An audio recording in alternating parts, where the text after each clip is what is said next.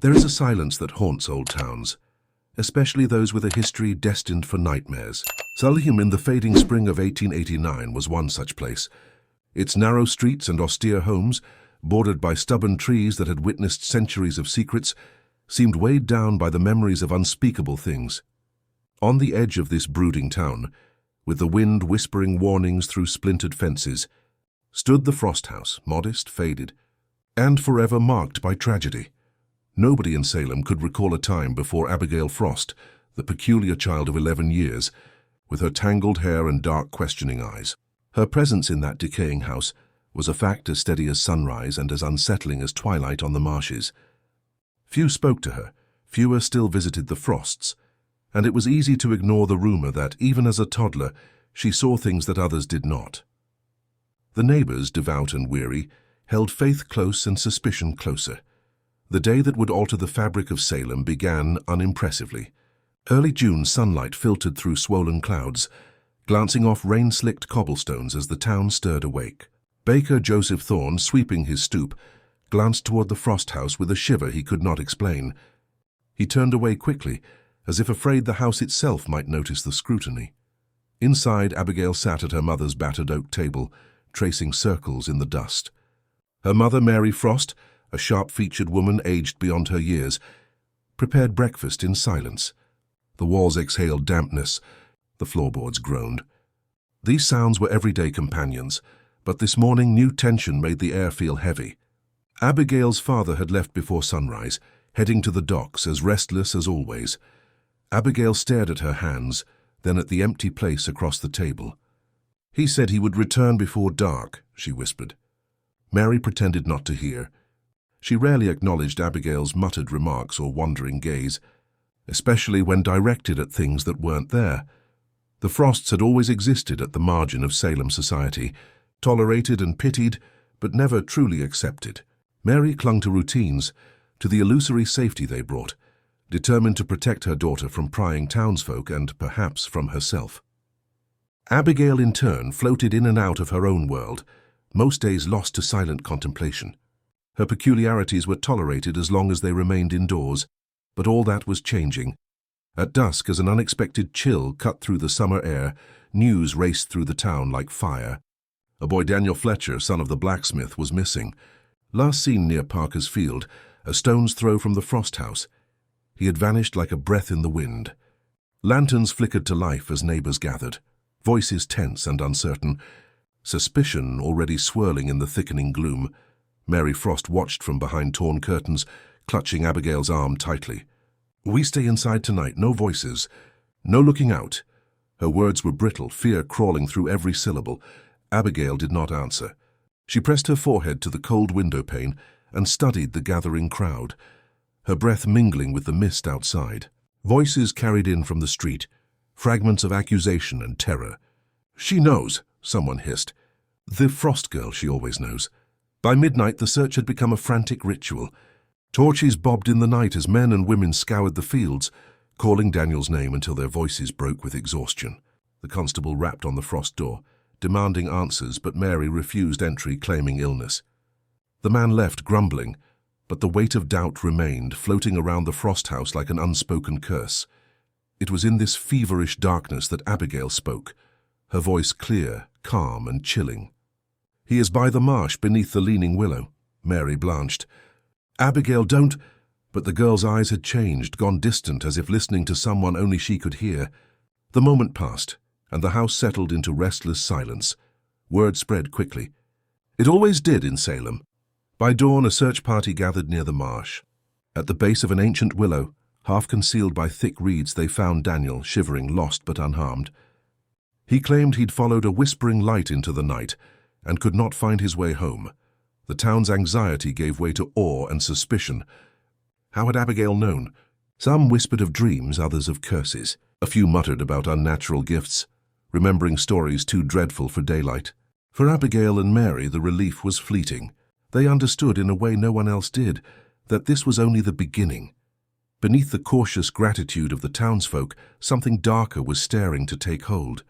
The name Abigail Frost appeared in hushed conversations, in side-eyed glances, in prayers uttered with trembling voices. The weight of Salem's attention, heavy and relentless, pressed against the Frost home. As the days slipped into shadow, another disappearance would soon rock the fragile calm, pushing Abigail further to the edge between being pitied and being feared. And with each new turn, the town's curiosity and dread would only grow. The rain returned to Salem, drumming on rooftops and pooling in the crooked alleys. The Frost house stood like a sentinel against the storm, but its secrets had only begun to surface. The summer rain lingered for days, drenching Salem and casting a misty veil over the town, as though nature itself sought to obscure what simmered just beneath the surface. Life resumed its steady routines, but there was a collective unease, a shifting in the way neighbors looked at one another, and especially at the Frost house. Abigail watched the world from behind fogged glass, eyes quietly cataloguing every subtle change. For the first time, children halted their games as they passed her gate.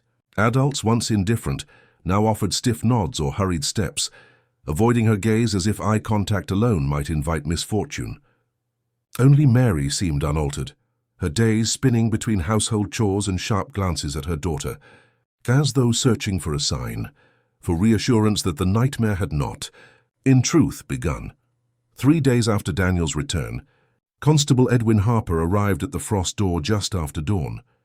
His knock echoed in the damp air, drawing Mary out with an anxious, practiced composure. He greeted her with courtesy, hat in hand, but the caution in his eyes was unmistakable. "Mrs. Frost, we appreciate what your daughter did. Finding the boy, I mean. We're grateful he's safe." He paused, considering his words. "But there are questions, Mary. Folks are unsettled. You understand?" Mary's mouth hardened. "My daughter did nothing but speak what she felt. She's sensitive. Always has been. Please let this rest. We want no trouble." The constable hesitated before tipping his hat and leaving. As Mary closed the door, her relief was tempered by the knowledge that suspicion, once awakened, was rarely quelled in Salem. Abigail, listening from near the stairs, felt a strange flicker, not of fear, but of inevitability. That morning she wandered the perimeter of their small garden, fingertips grazing the thick leaves weighed down by rain. For Abigail, the world was a patchwork of sound and silence, each corner of Salem carrying its own echo. Near the low stone wall she knelt, pressing a hand to the cold earth. She whispered names, hers, her mother's, Daniel's. The soil's scent was sharp and wet. The gesture calmed her, grounding the swirl of thoughts inside her head.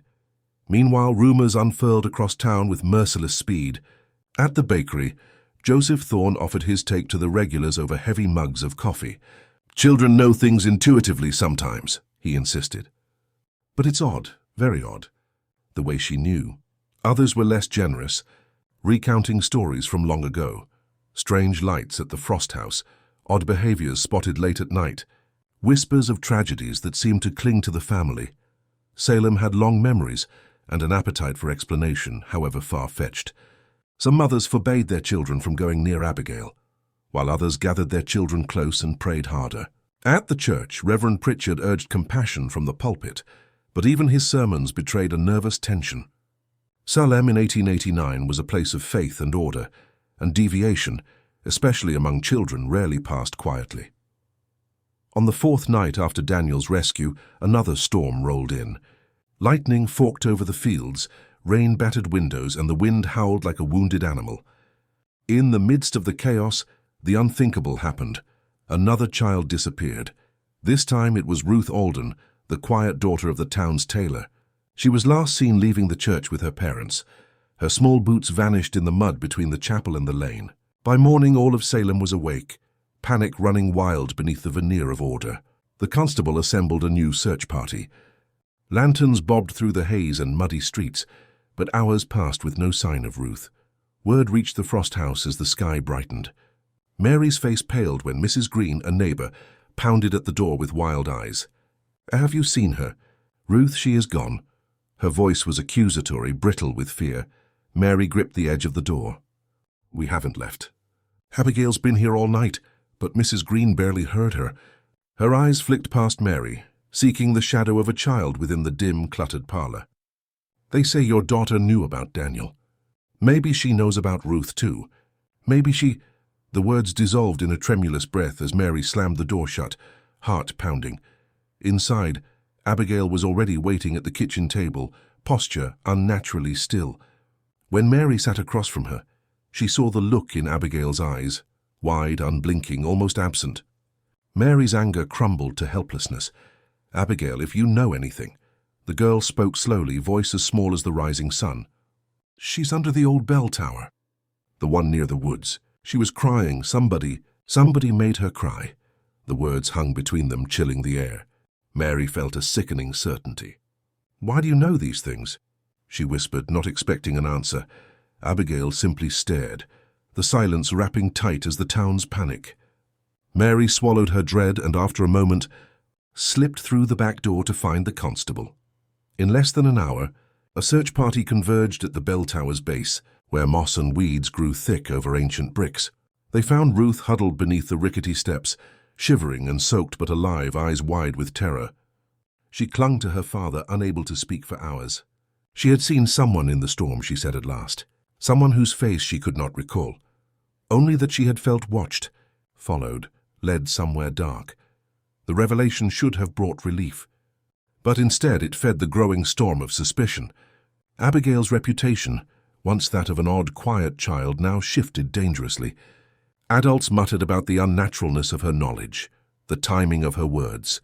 The word witch surfaced quietly at first, then with greater frequency, echoing the old scars Salem had never properly healed. Mary withdrew her daughter deeper into the house, refusing the world's gaze, but it was futile. Someone threw a stone through their window. Another daubed crude marks on their fence. The Frosts endured in silence, refusing to flee. Within their walls the air was taut with tension, mother and daughter circling each other with unspoken fears. Hunger and worry hollowed out the days. Abigail, increasingly withdrawn, sketched endless swirling patterns on scraps of paper, her gaze fixed on the horizon. But not everyone in Salem recoiled. The town's physician, Dr. Samuel North, found himself drawn to the Frost house. He'd attended Abigail once after a winter illness and found nothing unusual, save for her keen intelligence and quiet introspection. One evening, as the sun dipped beneath bruised clouds, he stopped by under the pretense of checking on her health. Mary received him warily, but allowed him inside. The rooms were dim and cold, the air tinged with the sharp scent of herbs and old wood smoke. Abigail sat near the fire, knees tight to her chest, drawing absent circles across her palm. Dr. North addressed Mary first, voice gentle. It might help to talk with Abigail. Sometimes a child's perspective, especially one as observant as hers, reveals things adults overlook. Mary's frustration blazed. "You think she's just observant? The town blames her for everything now. They think she's cursed." He nodded, understanding. "Fear breeds superstition. But I have always found logic even in fear. Will you let me speak to her?"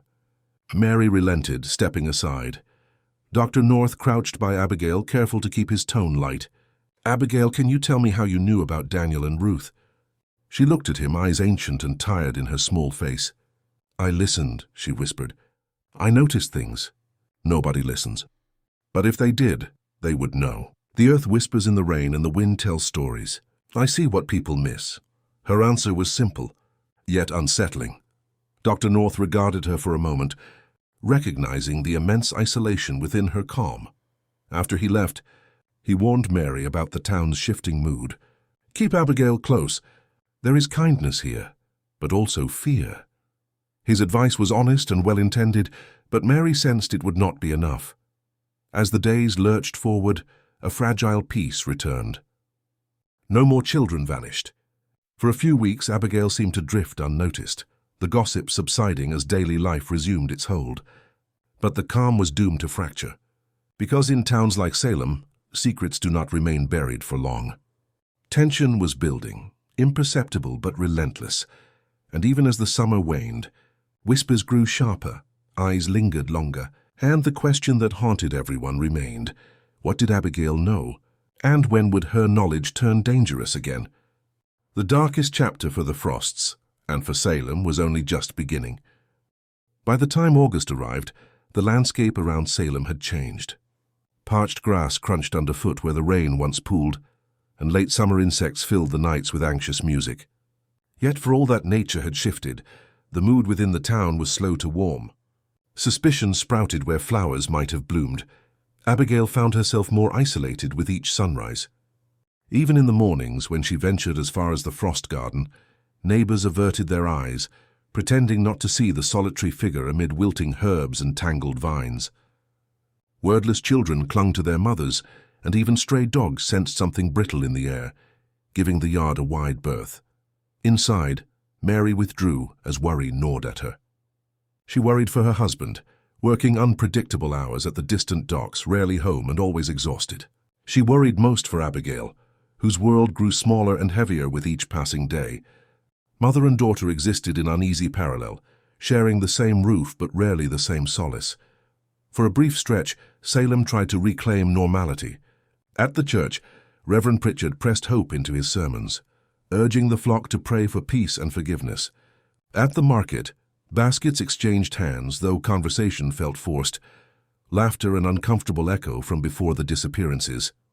Still, the Frosts felt the undertow, an invisible force threatening to pull them farther from what little comfort the town might offer. Then, on the night of August 17th, the storm finally broke. It began with a commotion down by the mill pond, where teenagers sometimes gathered in defiance of parental warnings. The cries started small, boisterous laughter, a splash, a prank, but quickly turned to shrieks of panic when a body was discovered floating at the edge of the murky water. Not a child this time, but a young man, Nathaniel Pike, apprentice to the blacksmith and brother to Daniel, the first missing child.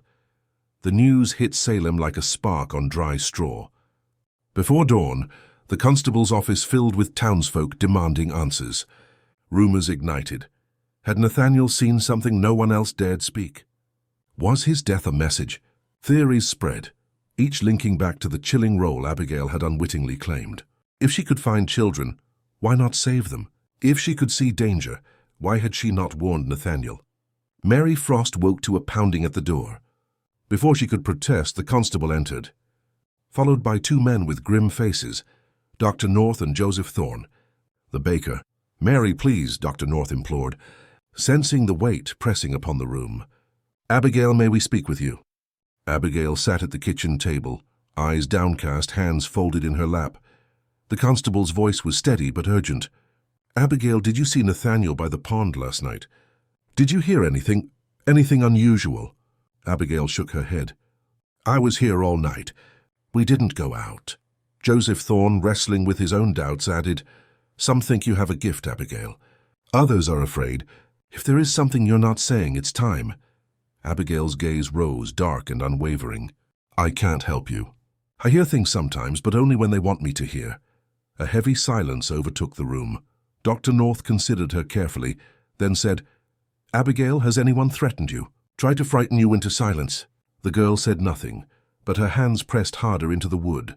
As the men left, Mary slumped into a chair, breathing shallowly. Outside, the crowd grew thicker throughout the afternoon. Some faces were familiar. Others belonged to curious strangers from outlying towns, drawn by rumors that something in Salem was unraveling. By evening, another revelation unsettled the town. The coroner declared Nathaniel's death suspicious. Water in his lungs suggested drowning, but bruises, thin almost as if from a child's hand, ringed his wrists. Within hours, speculation turned ugly. In the market, a group of men argued over beer and suspicion. "She's not right, that one," muttered a farmer, bailing his fists. "If she knows about the missing, maybe she's involved. Or she's protecting someone," said another. "Her father's gone most nights. How do we know what he's hiding?" Theories twisted into certainty. A plan was hatched, half-drunken and wholly desperate, to confront the Frosts directly. That night, a small crowd gathered at the gate, emboldened by darkness and fear. Mary refused to let them in. The constable, alerted by Dr. North, dispersed them with scolding words, though even he looked uncertain, as Abigail peered through the window. Abigail spent the night awake, listening to the rhythm of her mother's breathing, to the creaks and sighs of their beleaguered home. The isolation did not frighten her as much as the knowledge of what waited outside, the tension, the possibility of violence. She wondered if there was a way to ease the town's pain, or if she herself was destined to be its scapegoat. Dawn came bleary and grey, the air heavy with the promise of more storms. As Mary brewed weak tea in the hearth, Abigail, unable to tolerate the pressure inside, slipped out the back door, following the morning mist to the edge of Parker's Field. She walked without hurry, studying the ground as though searching for a sign. At the edge of the pond where Nathaniel was found, Abigail knelt. She pressed her fingertips to the mud, wincing at the cold. She whispered, her brother's name, her own, the names of those missing and afraid. A feeling tugged at her stomach, a queasy recognition. She did not know what she was hoping for. A vision, a memory, an answer spoken by the wind. Behind her, footsteps snapped twigs. She spun, surprised to find Daniel Pike, Nathaniel's younger brother, blinking at her through eyes swollen with loss. "You knew my brother was gone before the rest of us, didn't you?" Daniel's tone was sharp but not cruel. "They say you're a witch." Abigail stayed silent. "I don't think you are," Daniel said quietly, looking down. "I think you're lonely." "My brother was lonely too. He came here a lot, talked about how quiet it was at the edge of the water. People pretend not to notice things, but you notice everything, don't you?" A faint nod was the only reply Abigail gave. Daniel sniffed, wiping his face on his sleeve. "If you hear anything, will you let me know?" His voice trembled. "I just want him to be at peace." Abigail nodded again, pressing her hand to his for a brief moment before pulling away. The afternoon wore on. When Abigail returned, Mary was waiting, panic dancing in her eyes. "You can't leave like that." "Not now." Her voice broke, fear, love, and exasperation pooling in equal measure. They clung to one another in the kitchen, wordless, as if by locking arms they could hold the town's judgment at bay. Yet as the sun set behind the low hills and shadows stretched across Salem, it was clear the embrace could not last forever. Whispers spread that evening about what Abigail and Daniel had discussed at the pond, about what secrets might finally come to light. Abigail, lying in bed, found herself listening for voices on the wind. For the first time, though, the silence was absolute. No whispers, no warnings. Just the sound of Salem waiting for something, anything to make sense of the growing storm. The truth, Abigail sensed, was dangerously close to clawing its way free. And when it did, no one in Salem would remain untouched. By the first days of September, Salem's unrest had settled into a steady, throbbing ache. There was no formal accusation, no public outcry. That would have required someone brave enough to risk being wrong. But a new kind of pressure filled the air. It was in the way people crossed the street to avoid the frost home, in how the grocer glanced at Mary and offered smaller portions, in the sharp whispers that grew bolder with every market day. Mary tried to shield Abigail from these slights, but each snub and sideways look chipped away at her own composure. She feared not just for her daughter, but for herself, that her inability to fit in, her stubborn resolve, might be the very thing that had doomed her family, in a town that craved smooth edges and simple answers. Abigail noticed everything. In the evenings, she sat on the floor, knees drawn to her chest, and watched the fading light play across the cracked floorboards. She listened not just for voices, but for shifts in the wind, for the way fear wrapped around the town like a cold, damp blanket. She knew it would not be long before someone snapped.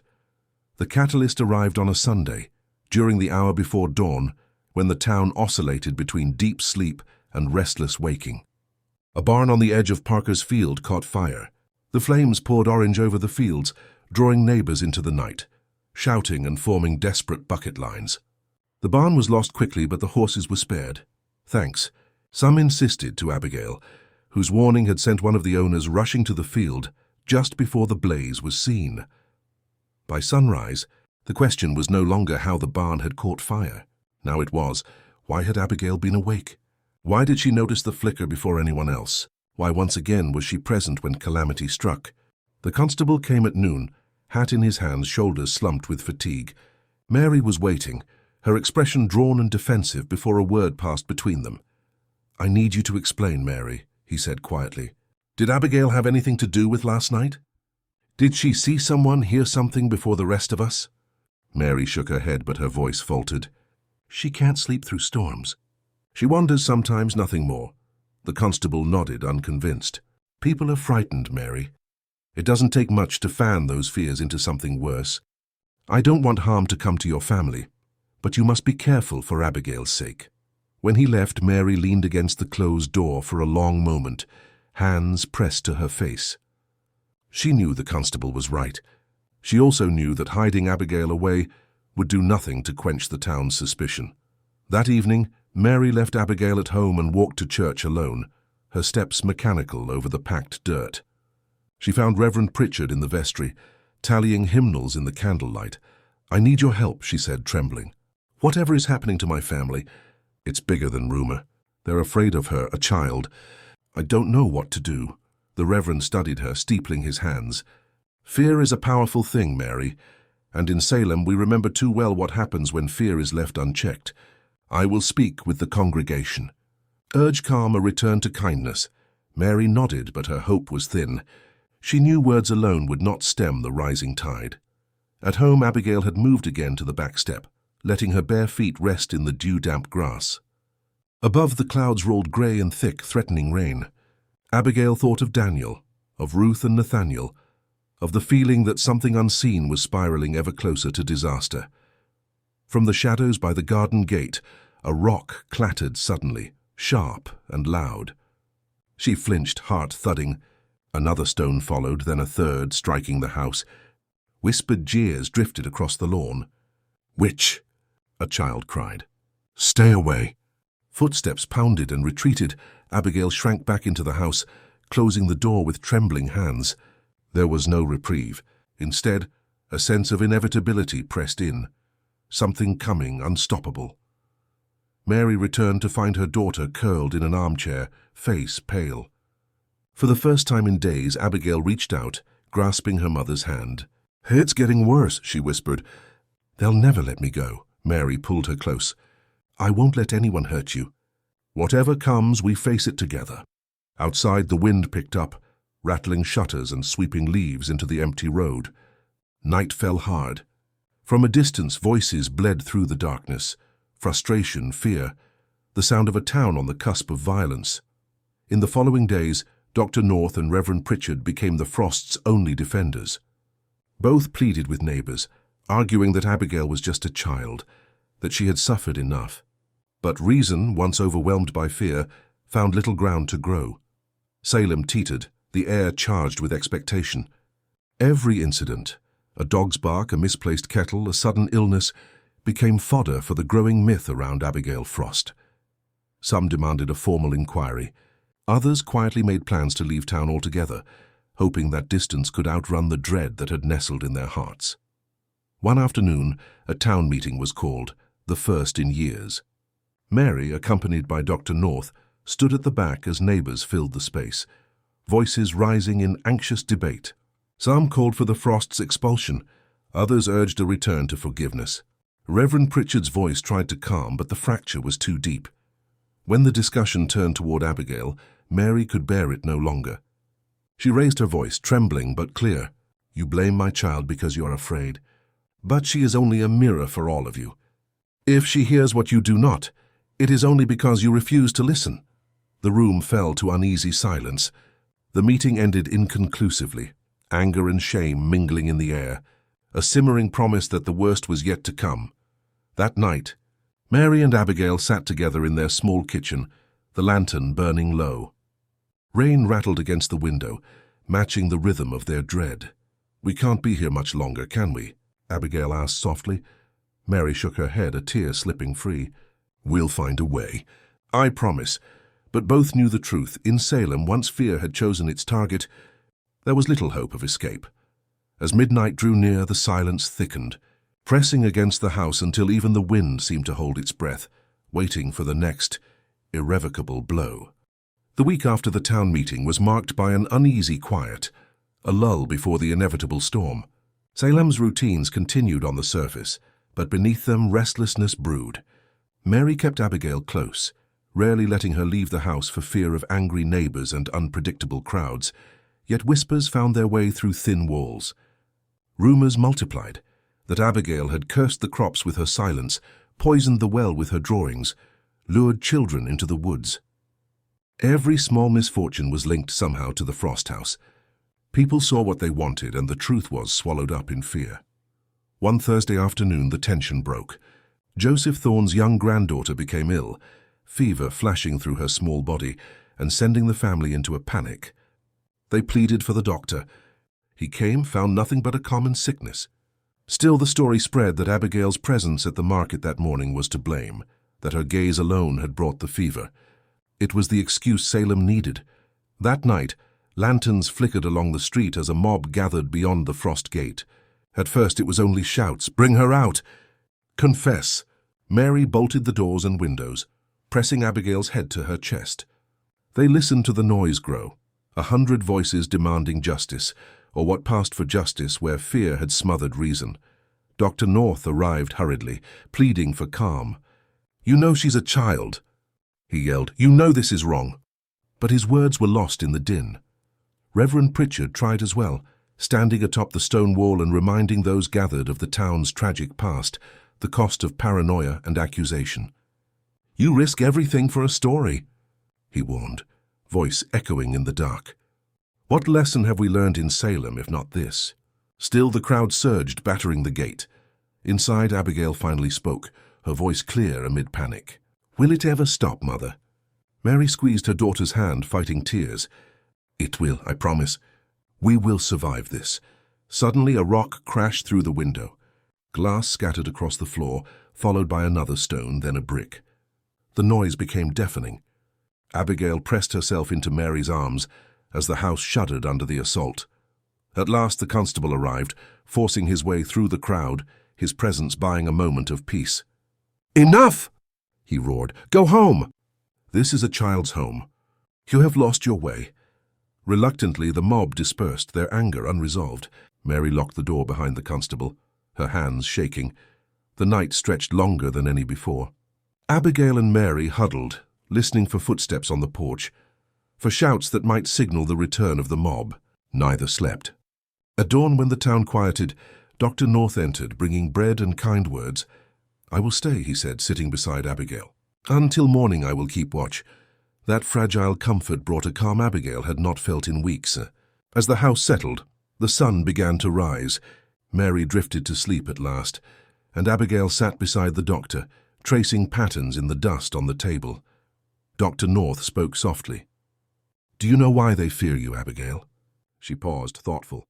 "Because I notice things. Because I speak things they'd rather not hear." He nodded. "Fear turns people cruel. But someday it passes." Abigail's face showed uncertainty. "What if it doesn't?" He squeezed her hand gently. "Then you remember who loves you and survive." By morning the town was changed.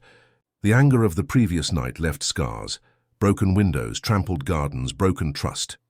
Mary swept glass from the floor, her movements slow and careful. Abigail ventured into the yard for the first time since the attack, sunlight warming her cheeks. Daniel Pike stood by the fence, fingers wound into the wood. "They hurt you," he said. "I'm sorry," Abigail shrugged. "It wasn't really about me. It was about the things they're afraid of." Daniel nodded, eyes serious.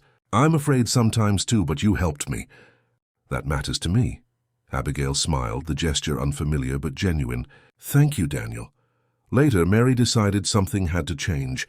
She traveled into town, seeking work that would allow her family to leave Salem, to begin anew. She found little. Most doors shut in her face. But a distant cousin offered a chance, a job in a textile mill 2 towns over. It was not much, but enough for a fresh start. Mary returned with hope she hadn't felt in months. That night, Abigail sorted her belongings. Keepsakes, drawings, a small wooden box given by her father. She packed in silence, careful not to disturb Mary's fragile optimism. Before leaving, Mary wrote a letter to Reverend Pritchard and Dr. North, thanking them for kindness and promising gratitude never forgotten. She paid the constable a final visit, wishing peace for Salem. On the last morning, the frost stepped into the rising sun, bags slung over tired shoulders. Daniel stood nearby, waving timidly. Abigail squeezed his hand. "Be careful," she whispered, and joined her mother for the walk to the station. As they departed, neighbors watched silently, a mixture of relief and regret mingling in the air. The Frost house stood empty, windows blinking in the light, its secrets now part of Salem's story. Abigail glanced back once, feeling no ghosts in the doorway, only memories. The train pulled away, carrying them toward uncertainty. Salem behind them was quieter than it had been in months. The tension among those left was palpable, remorse and doubt competing with satisfaction. On that journey, Mary leaned close and whispered, "You are brave, Abigail." No matter what the world says, Abigail looked out at the fields that passed, green, golden, endless. She pressed her hand to the glass and listened for the wind. There were no whispers now, only the promise of something new. The horrors of Salem and of Abigail Frost would linger in memory, but for the Frosts, life had begun again. As the train jerked its way out of Salem, the landscape became blurred by speed and distance, fields giving way to forests, rivers winding past quiet towns. Abigail leaned against the window, her reflection dissolving into rolling hills and scattered crows. The transition was abrupt, and for the first time in months, she felt the brittle tension loosen in her chest. Replaced by exhaustion so deep it hurt, Mary sat opposite, clutching Abigail's hand, her own face pale but set with resolve. She glanced at their modest luggage, bundles of clothes, a packet of letters, and the box that Abigail carried everywhere, a talisman of family and memory. Mary wondered what challenges awaited in this new place, and whether for Abigail the past could truly fade. Neither spoke as the train rattled on. They arrived in Newford just before noon. The station was smaller than Salem's, dark wood and faded green paint giving it a neglected charm. The air was thick with the scent of wet earth and coal. Mary led Abigail through the small crowd, following directions to the boarding house recommended by her cousin. It was a simple structure, 2 stories high, rooms divided by thin walls and furnished with practicality, iron beds, faded curtains, a single lamp perched on each nightstand. Mrs. Keegan, the owner, welcomed them with a brisk kindness, showing them to their room and supplying clean linens. She asked few questions, content with Mary's story of needing work and refuge. For Mary, the acceptance was a balm. For Abigail, a cautious reprieve. That first day in Newford was spent in quiet adjustment. Mary went to the textile mill, a brick building looming on the edge of town, smoke coiling from its low stacks. She returned with news. The work was hard, the pay minimal, but she'd been hired and the foreman seemed decent. It was enough. Abigail explored the house, discovering a small garden tucked behind the kitchen. She knelt by the flowers, breathing their perfume, tracing the patterns of petals and leaves. The noise of angry crowds was gone, replaced by bees and the soft chatter of a passing breeze. School began the following Monday. Mary encouraged Abigail to attend, hoping that structure and routine might restore some sense of normalcy. The Newford school was smaller than Salem's, classes divided by age more than aptitude. Desks worn and ink stains mapped out by generations of bored fingertips. Abigail entered her classroom on trembling legs, greeted by Mrs. Childs, a teacher with tired eyes and gentle words. She was introduced to the group, which eyed her with idle curiosity but nothing like the wary malice of Salem. Throughout the day, she spoke little, answering questions in whispers and keeping mostly to herself. She noticed the subtle mechanics of the group, how some children formed clusters, how others drifted alone. School was quieter but still overwhelming in its way. Still, for Abigail, isolation was a familiar defense. She hid behind books during recess, drawing elaborate patterns in her notebook. Mrs. Childs tried now and then to reach her, but wisely gave Abigail the space she needed. Outside, the town of Newford moved at a steadier, quieter pace than Salem. Mary noticed the difference immediately. People nodded on the street. Some stopped for quick conversation, others simply passed by. The market offered fresh produce, and the church held twice-weekly gatherings. There were prejudices, of course, whispers about outsiders, nods passed between those whose families had lived in Newford for centuries. But compared to Salem, the suspicion was diluted, lacking the heat and history of fear. Mary worked every day, returning home with aching muscles and a deep fatigue, but also with pride. She saved what she could, planning for a time when they might afford a house of their own. Abigail kept the room tidy, made simple dinners and wrote letters to Daniel Pike in Salem, though she doubted he'd ever write back. Some nights were still restless. Abigail dreamt of the marshes and fields of Salem, of Daniel's desperate face, Nathaniel's silence, and Ruth shivering under the bell tower. In her sleep, she searched again for missing voices, but none came. Usually she woke quietly, the memories fading with the dawn. By late autumn, Abigail had made only 2 acquaintances at school. One was Margaret Shaw, a red-headed girl fond of riddles and skipping stones. The other, Ezra Linwood, whose quiet observations mirrored Abigail's own. They shared walks home from school, their conversations sparse but comfortable. Abigail never explained Salem, never mentioned her role in the town's unraveling, though Ezra once asked directly why her family had moved. It was dangerous, she said, tracing circles in the dirt, but not for the reasons people think. Ezra nodded silently, sensing she would say no more. As fall faded into winter, Mary's strength began to falter. Long hours in the mill, poor food and countless worries took a toll. She developed a persistent cough, and Abigail watched helplessly as her mother's energy waned. She fetched broth and tea, kept the room warm, and read aloud in the evenings. Dr. Webb, the local physician, visited once, offered medicine, and advised rest, but rest was a luxury they could not afford. Abigail made friends with Mrs. Keegan, helping her tend the boarding house garden. The older woman explained the cycles of planting, the ways onions and garlic kept pests away, and the reasons certain flowers never grew in the same patch. Abigail listened carefully, finding in the work a measure of peace. With Mrs. Keegan, she spoke more than she had in Salem, sometimes about plants, sometimes about books, never about the past. Christmas approached, and Newford prepared quietly, candles in windows, wreaths on doors, festive bread and cakes appearing in the market. Abigail found herself drawn to the music from passing carolers, each note tinged with longing and hope. Mary tried to keep spirits high, but her decline was obvious. On Christmas Eve, Abigail wrapped her wooden box with scraps of cloth and placed it in Mary's lap. "This is for you," she murmured.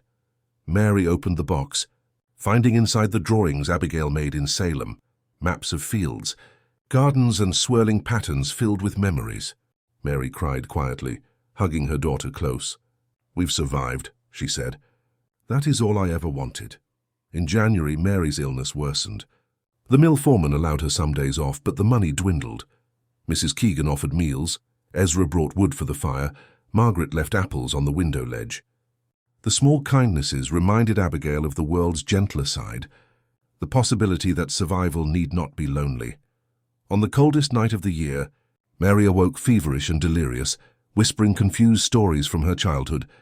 Abigail stayed by her side, reading passages from favorite books and reciting poems she barely recalled. Dr. Webb visited again, this time shaking his head. "She is tired, Abigail. She needs comfort above all." Abigail did what she could. She made tea, rubbed Mary's hands, watched for shadows in the corners, guarding not against the supernatural, but against despair and regret.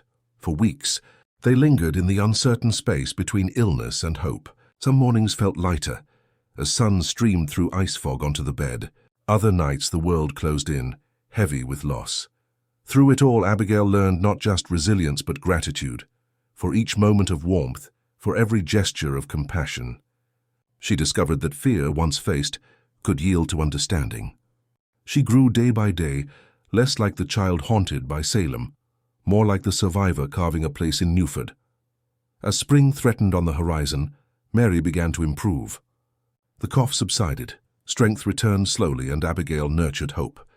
They celebrated with a walk in the garden, marveling at shoots breaking through cold earth, signs that even after such hardship, life could begin anew. In Newford, Abigail Frost became known not as the girl who spoke with the dead, but the girl who noticed everything. She listened to the wind, watched the flowers, helped neighbors, wrote stories, and found comfort in small acts of kindness. The specter of Salem faded bit by bit, replaced by a life of quiet meaning. Yet on rare nights, when rain pattered against the window and the house fell into silence, Abigail would close her eyes and let memory drift over her, knowing that the true horror was not in crime or curse, but in the way a community can turn against its own. The lesson carved in Salem was the weight of survival, how one endures, how one heals, and how one chooses to be brave in the face of a world that doesn't always understand. The spring air in Newford was crisp and scented with blooming lilacs, a stark contrast to the damp, haunted winds Abigail had left behind in Salem. Yet despite the fresh beauty around her, the echoes of her past clung tightly, slipping into her thoughts like shadows at dusk. School became a refuge and a challenge. Margaret and Ezra remained companions, but Abigail's walls were not easily dismantled. She spoke sparingly, guarding the fragments of herself with quiet vigilance. Even so, Mrs. Childs noticed changes, a glimpse of a smile, a brief spark of curiosity in her dark eyes. One afternoon after class, Abigail found herself alone with Ezra beside the river that curved gently through the edge of town. The sun shimmered on the water, its dance inviting peaceful momentary escape. "Do you ever think about Salem?" Ezra asked softly. Abigail's gaze dropped to her hands, tracing patterns in the dirt. "All the time. It's hard to leave behind," Ezra nodded. "I think we all have shadows to face, but we don't have to face them alone." The simplicity of his words surprised her. She looked up, meeting his steady gaze. For the first time since leaving Salem, a flicker of hope warmed inside her. Meanwhile, in the boarding house, Mary's health steadily improved. Though the illness left its mark, lines around her eyes, a touch of weariness in her step, she devoted herself to work and community, determined to keep their fragile new life intact. Abigail watched her mother, absorbing lessons in resilience and grace under pressure. As spring deepened, Abigail felt a growing need to understand what had truly happened in Salem.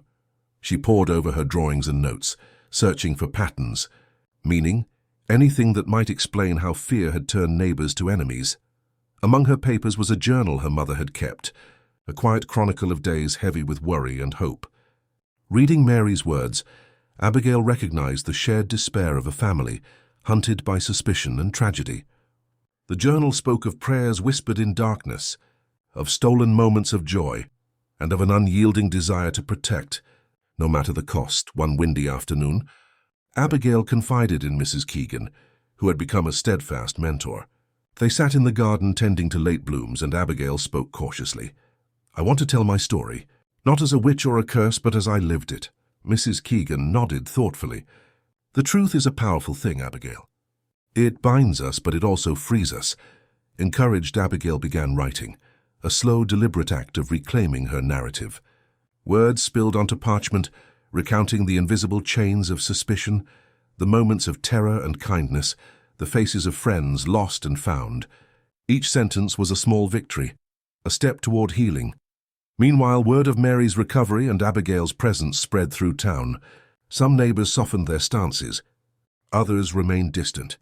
Abigail confronted this ambiguity with cautious optimism, learning the delicate balance of trust and caution. The turning point came when Reverend Pritchard invited Abigail to speak at the church on a Sunday morning. The congregation, familiar with the Frost name but uncertain of the girl herself, gathered with curiosity and wariness. Abigail stood before them, heart pounding, voice steady despite trembling hands. She spoke honestly about fear and misunderstanding, about the dangers of judgment and the power of compassion. Her words held no bitterness, only a plea for empathy. The congregation listened, some nodding, others silent. After the service, a few approached to shake her hand, to offer quiet thanks. It was a beginning, a fragile thread woven into the fabric of renewal. Yet even as Abigail took these steps forward, the shadows of Salem remained a part of her. In dreams, faces from the past returned: Daniel, Ruth, Nathaniel, and with them the weight of unspoken truth. One day, a letter arrived from Salem. Daniel Pike had written, offering friendship and remembrance. He spoke of the town's slow healing, of his hope that Abigail found peace. She read his words beneath the budding branches, feeling a bittersweet connection across time and distance. With spring came decisions. Mary and Abigail planned for the future, perhaps a move to a place she could call home where the past would not define her, but inform her strength.